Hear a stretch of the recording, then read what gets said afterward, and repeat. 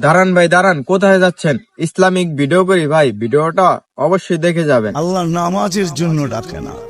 এই উম্মতকে এতটুকু ভালোবাসেন, এতটুকু ভালোবাসেন যে আল্লাহ কথা বলার জন্য ডাকেন, নামাজের জন্য ডাকেন না। এই জন্যই মনে হয় কিতাবালা লেখছে মুসাল্লি উনাজি রব্বা, নামাজি আল্লাহর সাথে কথা বলে। রাত্রটা যখন পার হয়ে যায়, সুবে সাদেক যখন হয়ে যায়, তো আল্লাহ চিৎকার দিয়ে মনে হয় বলতে থাকেন, রাতটা পার হয়ে গেল, তোর সাথে কথা হইল না, জলদি একটু উঠ না, একটু আয় না, তোর সাথে একটু কথা বলি না।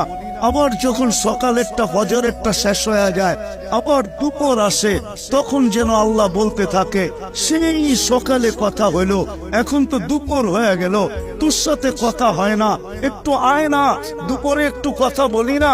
দুপুর যখন গণায় আসর বিকাল হয়, তো আল্লাহ আবার ডাকে, সেই দুপুরে কথা হইলো, এখন তো বিকাল হয়ে গেল, আয় না, তোর সাথে একটু কথা বলি না।